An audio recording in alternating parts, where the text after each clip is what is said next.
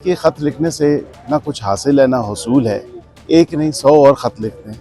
ये तमाम प्रेम पत्र जो हैं ये रद्दी की टोकरी में जाएंगे, उससे आगे इनका कुछ नहीं बनना। मौक्किल भी हैं, उनके पास जिन्नात भी हैं, तो उस हवाले से अगर उधर से कोई ख़त भिजवाना चाहते हैं या पैगाम भिजवाना चाहते हैं तो ज़रूर भिजवाएं। उनका कहना भी है कि मर्जी के जज लगाए जा रहे हैं। कल वो नहीं बैठे, आइनी जिम्मेदारी थी, आइनी जिम्मेदारी अदा करने से कासिर थे।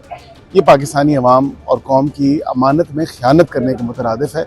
इनको चाहिए कि अपना जो आइनी किरदार है वो अदा करें। बिस्मिल्लाहिर्रहमानिर्रहीम। ये आजकल का जो ख़त किताबत का माहौल है, ये समा है, ये मेरे ख़्याल से आज जहाँ जहाँ से जवाब आना चाहिए था वहाँ से आ चुका है कि ख़त किताबत जो है अब इसको बंद हो जाना चाहिए। मैंने कल भी ये जिक्र किया कि ख़त लिखने से ना कुछ हासिल है ना हसूल है, एक नहीं 100 और ख़त लिखते हैं। ये तमाम प्रेम पत्र जो हैं ये रद्दी की टोकरी में जाएंगे, उससे आगे इनका कुछ नहीं बनना।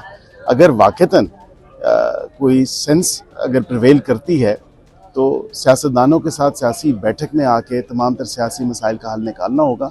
ये चिट्ठियाँ लिख के पिया को अगर चिट्ठी लिखें भी तो वो चिट्ठी पहुँचेगी नहीं, अगर चिट्ठी पहुँच भी गई तो दूसरी तरफ से जवाब नहीं। कबूतर उनके पास मौक्किल भी हैं, उनके पास जिन्नात भी हैं, तो उस हवाले से अगर उधर से कोई ख़त भिजवाना चाहते हैं या पैगाम भिजवाना चाहते हैं तो ज़रूर भिजवाएं। लेकिन व्हाट्सएप का ज़माना है, ईमेल्स का ज़माना है, टेक्नोलॉजी का ज़माना है। ये ख़त किताबत क्या हुई कि पहले कहा गया कि मैंने ख़त लिखा, फिर कहा कि ख़त लिखा नहीं, ख़त एक ओपन लेटर था। और ये ख़त बार बार लिखना मैं नहीं समझता कि कोई अच्छी बात है। और ये खाली एक तरफ से नहीं, हर इतराफ़ से ख़त लिखे जा रहे हैं। जिसका दिल चाहता है वो कलम और पेपर पकड़ता है और फिर अपने जहन में जो बात आती है उस हवाले से वो ख़त लिख डालता है। तो ख़त ऐसे नहीं लिखने चाहिए। इन ख़तों का कोई मकसद नहीं है या कोई मतलब नहीं है। आपको वाक़तन अगर कोई बात करनी है, आपका 91 मेंबरान है इस पार्लियामेंट में, यहाँ पे बात करें।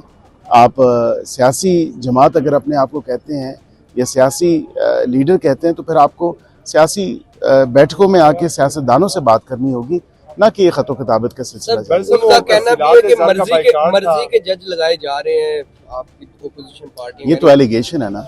ये बताएं कि अगर वाक़तन मर्जी होती तो मेरे ख्याल से कल अपोजिशन जो तमाम तर मामलात थे, अपोजिशन की कमेटी उसमें बैठती। अब जो कमेटी के अरकान थे या जुडिशल कमीशन ऑफ पाकिस्तान में अपोजिशन की नुमाइंदगी कर रहे थे, लाहौर, इस्लामाबाद, पेशावर, सिंध, बलूचिस्तान और दीगर जितने भी हाई कोर्ट्स हैं, उसमें जब एलिवेशन हुई जज साहिबान की तो उसमें तो वो बैठे। कल वो नहीं बैठे, आइनी जिम्मेदारी थी, आइनी जिम्मेदारी अदा करने से कासिर थे।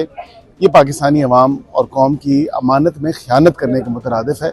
इनको चाहिए कि अपना जो आइनी किरदार है वो अदा करें। पीटीआई को दोबारा मुज़ाकरात की दावत देते हैं पीटीआई को, यानी देखिए जी, हमने पीटीआई की मुज़ाकरात बॉयकॉट की बिल्कुल बड़ा ज़बरदस्त आपने सवाल किया कि बाइकआउट की जो कॉल थी वो तो यकसर मुस्तरद की ओवरसीज़ पाकिस्तानी ने, और ओवरसीज़ पाकिस्तानी हमारे भाई हैं, हमारी बहनें हैं, हमारा असासे हैं।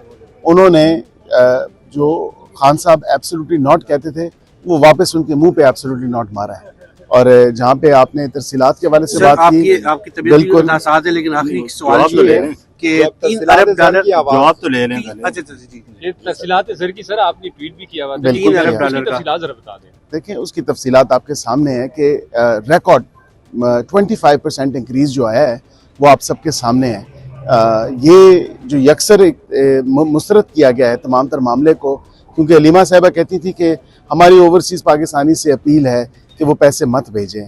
फिर गो स्लो का एक नारा उन्होंने लगाया कि कम तरसीलात भेजें, और फिर उन्होंने कहा कि बिल्कुल बंद कर दें, लेकिन वो बंद तो ना हुई।